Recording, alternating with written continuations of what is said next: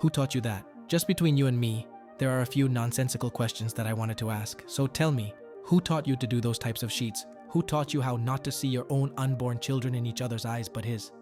Who taught you to seek the other person's comfortable interest first and foremost, instead of yours?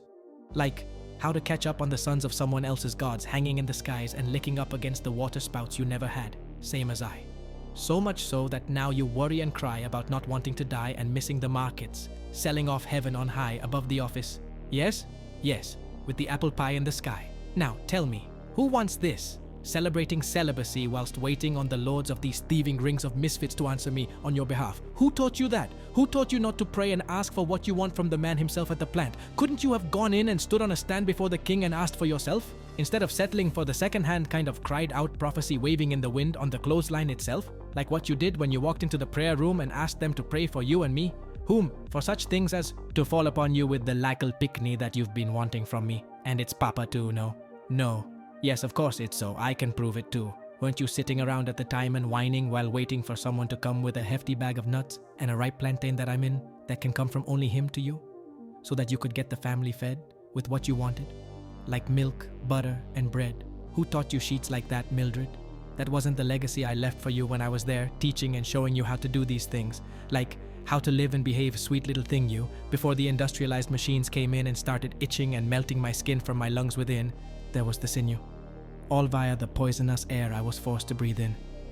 That's when I died and went off to bed with void, you know, but please, here we are, you and I. Together again in the tar.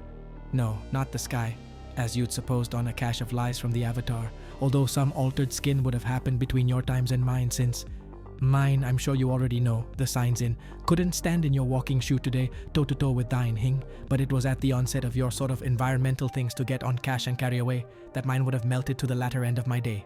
Dreams, yes, and get washed away with the summer rain down the stream, streaming the water that you and I were left drinking after like time and time again, my daughter, no? Yes, all that bleeding.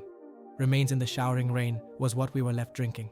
Look, the bare bones of one of us still remain in the dust, and it's home for both to lick up a stack against. I was thinking of, to stay amends, get warm, and chat. Yes, we'll soon be chatting about what would have happened to us on the way there and back.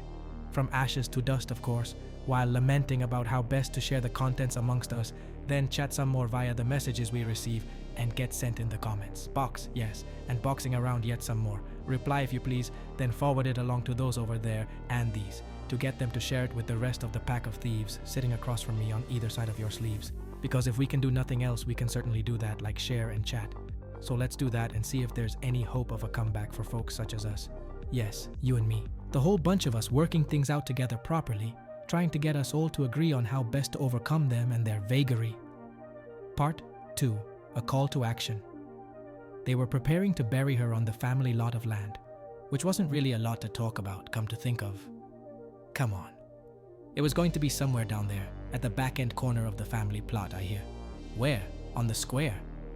Yes, so I was to hear, but look, my dear, there was nothing to indicate that there was something more on the lot of lands for them to contemplate in a discussion. The very meager piece of foreign land that they were able to secure at the hands of the thieves and the politicking man. Well, it was really a woman who was in command at the time and acting instead of the manly kind. Those who'd long gone the ways of the blind, boozing on much too much wine, weed, and any other such thing that they were able to lay a strong arm. Support me, please. Hold upon, yes, and breed. Thank you for reminding me of these. You're a breeze of a hybrid. Their family had lived there for several generations, to be fair. But now, what a strange situation. Look at me, Claire. They're beginning to notice an entire old city lying under the sandy pit. Imi Pickney. Yes, covered up nicely and easily good. In the library shut pan, made of hardwood. Yes, man, it was in the recording book over there that they'd found the reason for this 1-2 punch of a fist from them to my chest, and to pass along as a gift to you, I guess. Ready for it yet? No. Okay, dear, let's continue to go somewhere because at the time, the spotlight was just beginning to shine. It came focusing on the island home of mine and the little ones too, those who were said to be the real descendants. Yes, they were the offspring of the Checo champions, not you. Who then? Which people? Come, take my hand and follow me. Let's go take a look at the scenery with the weevil. You'll agree with me when you see them through this little nugget in my handling screen, eh? Yes, you devil of... The government had decided to distribute these lots of land to the long-time little brutes of inhabitants who'd been squatting there for much too long, my dear. like about 1,500 years, yes. Lucy would have been lucky to be counted amongst such yes, my Pickney.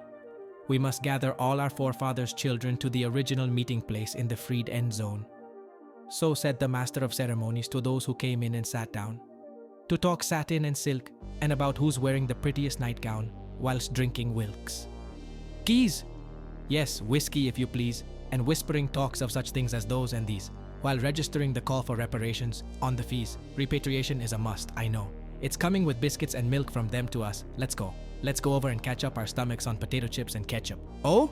Yes, bro, because... So that's how she'd managed to come into possession of the land. Yes, mi breda man. The very thing for which their forefathers would have worked off their shirt bottoms. Got busy again, scaring their guts into action to get up and go. That was what got them running along, as was the command from however long, hastening to go and submit their property claims to the governmental plan. Otherwise, they would have shirked the work and dirtied it this time 2 or 3. Under the tiles that they'd borrowed from the man and me, because of the ancestors kind of folks, I suppose? Of course. They weren't able to see the results of their labor in wealth before dropping off their skins on the last stitches of their clothing itself, and went missing underground. But now, look around. 10,000 years have passed, according to the KD's timelines in the recording books of real facts, since the mighty Checo people ruled the kingdom of the KDs. This and that were as seen through the time-measuring instruments, as bottled up with the time clock in the look-in glass box. Hear this.